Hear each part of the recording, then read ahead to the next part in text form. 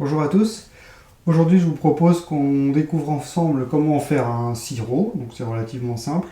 Mais surtout, on va essayer de chercher à faire spécifiquement un sirop pour la toux. Et donc, pour ça, on va d'abord se poser la question de qu'est-ce qu'on va choisir pour mettre dans un sirop pour la toux. Donc, quelle plante on va utiliser pour ça.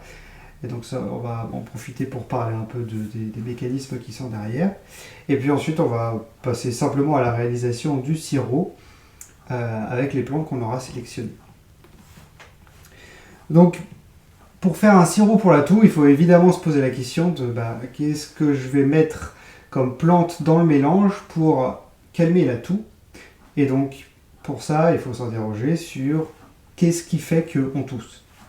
Donc, il y a plusieurs raisons, et donc on va essayer de faire un mélange de plantes qui va couvrir l'ensemble des raisons possibles pour faire un sirop pour la toux généraliste, donc qui marcherait pour les toux sèches et les toux grasses.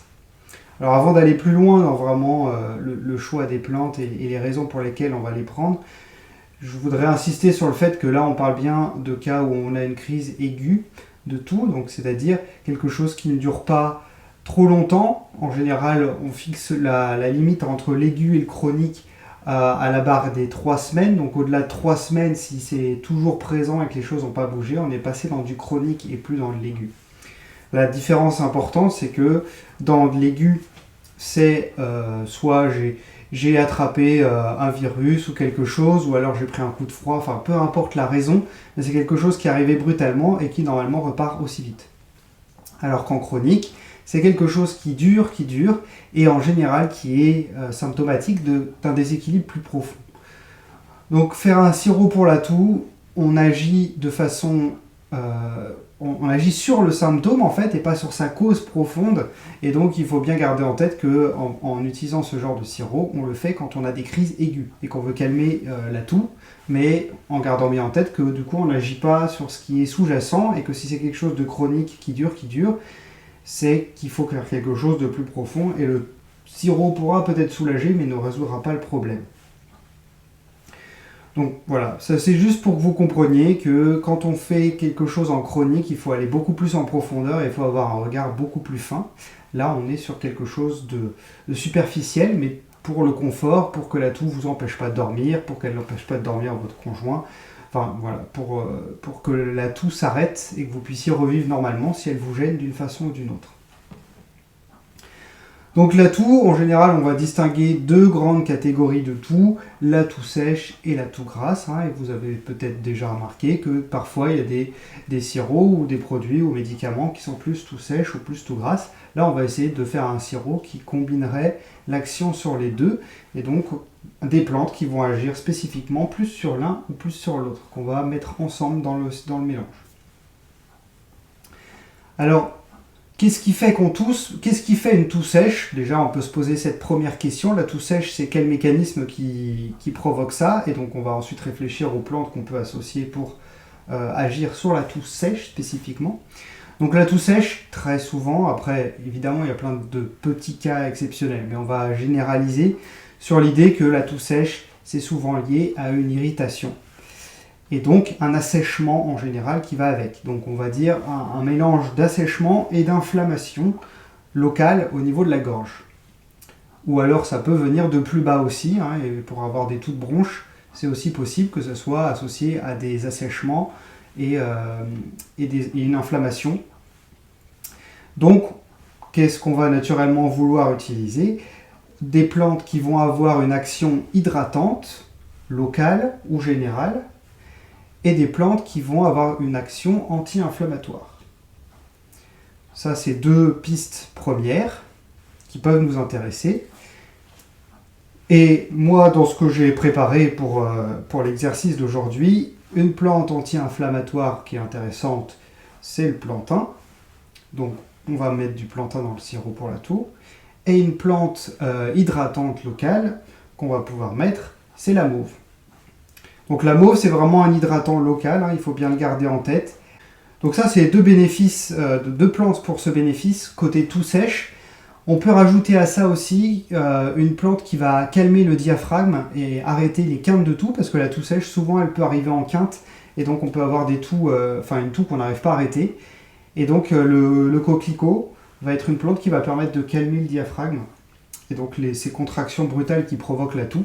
Et donc le coquelicot va avoir une action antitussive directe en agissant sur le diaphragme. Donc lui, il arrêtera la toux, mais vous voyez que là vraiment on n'agit absolument pas sur la cause de quoi que ce soit, c'est vraiment juste on arrête le diaphragme. La toux, normalement, elle a évidemment une fonction, hein, elle est là pour expectorer, pour faire remonter des choses qui sont dans les bronches, dans la trachée.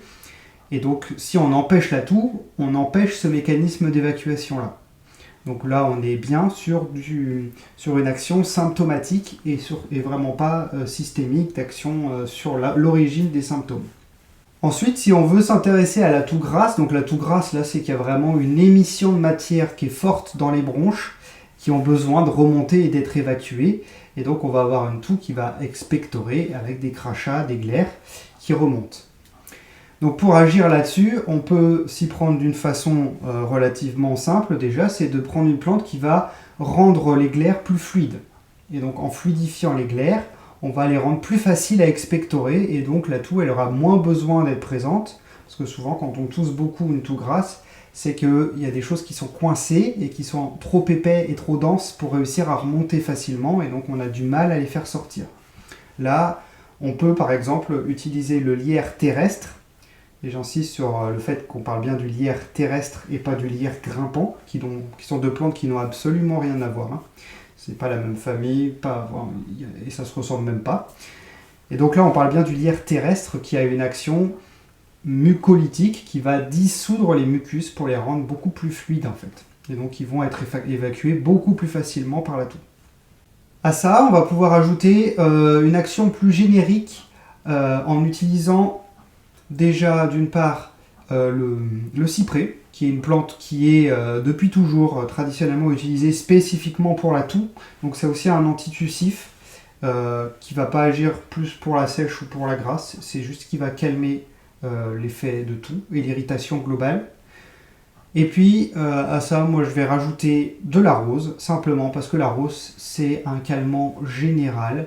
Donc il va agir plutôt au niveau du système nerveux central pour apaiser et détendre la personne, parce que la toux, elle peut être parfois liée à une personne qui a une activation sympathique trop forte globale, et donc on va calmer un peu tout ça, et donc en agissant de façon plus systémique, on va, par effet boule de neige, aussi calmer les quintes de toux, en tout cas la tendance au diaphragme à se contracter de façon incontrôlable.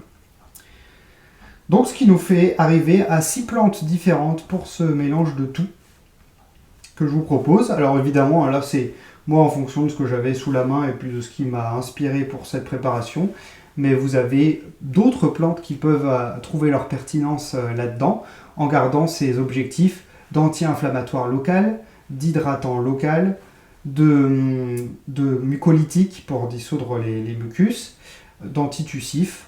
Voilà, déjà avec ces 4 effets-là, vous allez calmer une large palette de toux différentes. Donc pour réaliser le sirop, encore une fois, il faut vous poser la question du volume que vous voulez préparer, puisque ça va évidemment déterminer les proportions qu'on va mettre dans le mélange. Donc moi je vais préparer, j'ai une bouteille de 33 centilitres à disposition, donc je vais préparer 33 centilitres de sirop.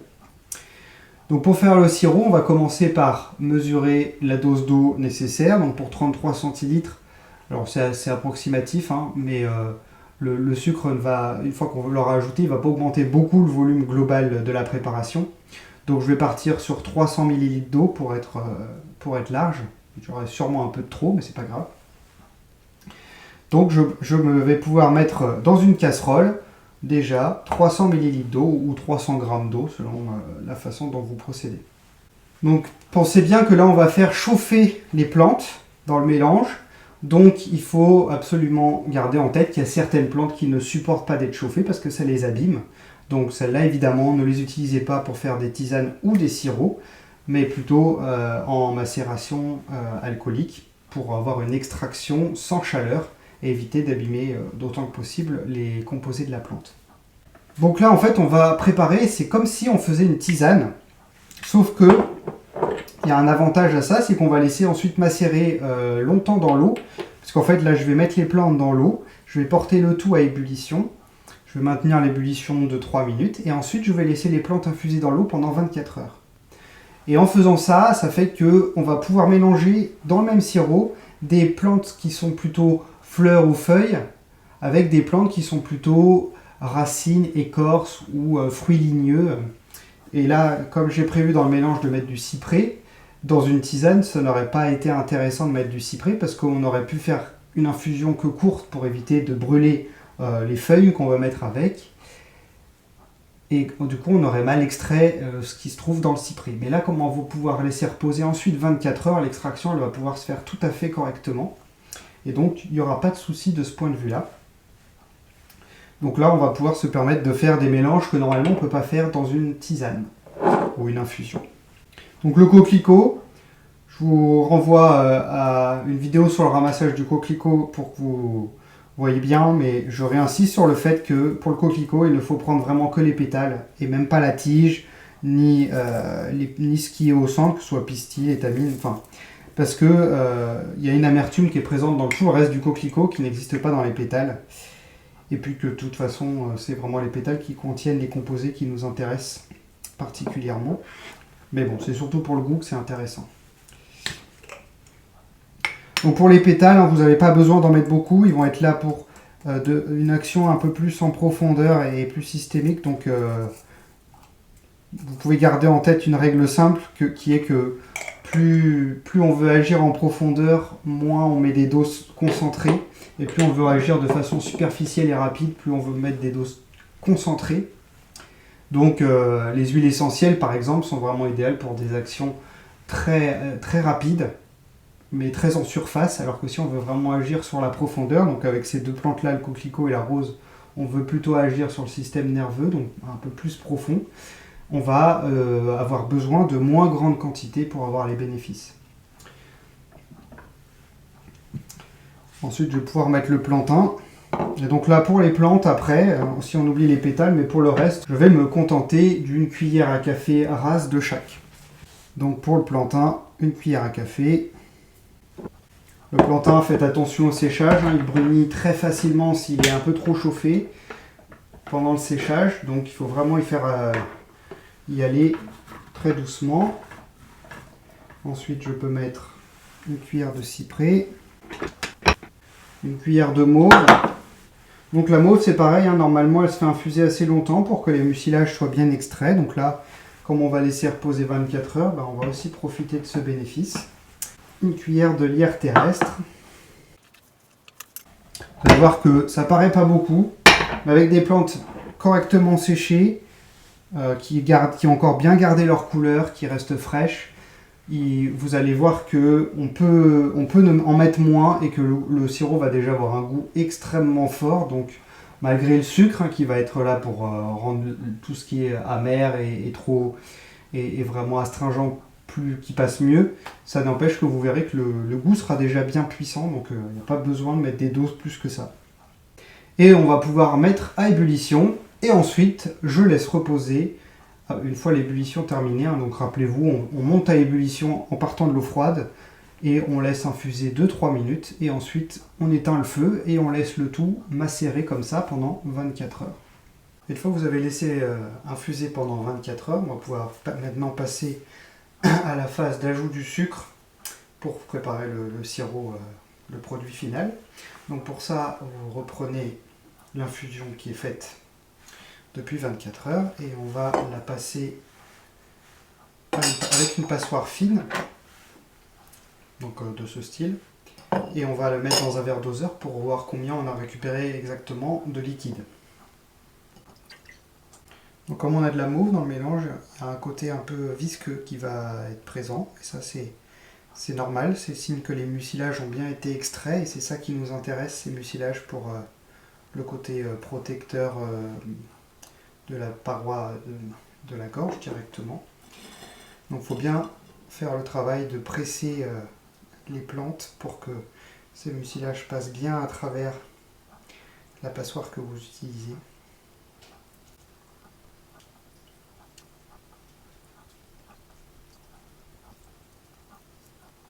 Donc c'est bien la casserole dans laquelle vous avez laissé reposer la tisane puisqu'on va s'en resservir. Et donc une fois que j'ai versé, je vois la quantité, donc vous voyez que j'avais mis 300 Et là, je me retrouve avec 250 seulement, de l'évaporation, c'est normal, et puis une partie qui est restée dans les plantes malgré tout. Donc là, j'ai 250 ml de la préparation. Et donc maintenant, on va pouvoir ajouter le sucre. Donc le sucre, on va mettre au minimum le même poids que ce que j'ai de tisane, voire jusqu'à 1,5 fois. Donc un vrai sirop, normalement, on est quasiment même à 1,6 fois le poids en liquide de sucre. Donc là, si j'ai 250 de liquide, je dois mettre à peu près 1,5 fois ça. J'arrondis, hein, ce qui va nous faire à peu près 375-400 grammes de sucre à mettre dans ce volume-là. Je peux descendre à 1 pour 1, donc ça veut dire là 250 grammes de sucre, mais dans ce cas-là, le sirop, il faudra le conserver au réfrigérateur parce qu'il n'y a pas assez de sucre pour fixer toute l'eau, puisque le sucre, c'est ça qui sert, hein. Il sert à stabiliser l'ensemble et à faire que l'eau ne soit pas disponible pour nourrir les bactéries, les levures, tout ce qui pourrait vouloir s'installer dedans. Donc, et surtout les moisissures, puisque c'est ça qui va attaquer en premier. Et donc si je fais une dilution à 1 pour 1 que je garde à température ambiante, il va y avoir un peu de moisissure qui va apparaître sur le dessus, comme c'est le cas dans une confiture par exemple. Donc là, si je veux vraiment saturer mon eau en sucre, il faut monter à peu près 1,6 fois. Donc je mets le sucre, le poids défini dans ma casserole. Et puis ce sucre, je vais le mouiller donc avec la préparation qu'on a fait la veille. Donc le sucre, il y a toujours la question de quel sucre utiliser, hein. Évidemment, moins il est raffiné, plus il y aura une richesse en minéraux, ce qui fait que vous aurez un sirop qui en plus aura un apport minéral intéressant, donc c'est d'autant mieux. Mais évidemment, ça va faire un sucre qui est plus coûteux, donc c'est un choix à faire, mais en tout cas c'est toujours mieux. Moins il est raffiné, mieux ce sera dans ce cas-là. Autant pour les liqueurs, comme on s'intéressait au côté gustatif, parfois il fallait y réfléchir. Autant là, il n'y a pas de question à se poser. Si on peut se le permettre, il faut mettre un sucre le moins raffiné possible. Et donc le mélange tisane, parce que c'est une sorte de tisane ou macération et sucre, on va de nouveau le porter à ébullition. Pendant l'ébullition, pendant que ça bout, vous préparez tout le matériel dont vous allez avoir besoin pour remplir votre récipient, donc c'est-à-dire la bouteille que vous avez choisi comme contenant, et puis un entonnoir. Et en fait, dès que ça va être à ébullition et que tout le sucre aura été dissous, donc on ne verra plus les grains dans la préparation, on versera bouillant directement dans la bouteille, donc il faut une bouteille qui supporte la chaleur, parce qu'on va ensuite fermer tout de suite, ce qui va permettre d'avoir un mélange stérile au départ. Donc après, une fois que vous l'aurez ouvert, il va y avoir des choses qui vont pouvoir rentrer dedans, et donc c'est là qu'on peut avoir un développement de moisissure sur le dessus, mais au départ, même si vous avez mis qu'une part de sucre pour une part de tisane, elle sera scellée, donc tant qu'elle ne sera pas ouverte, elle pourra être conservée à température ambiante.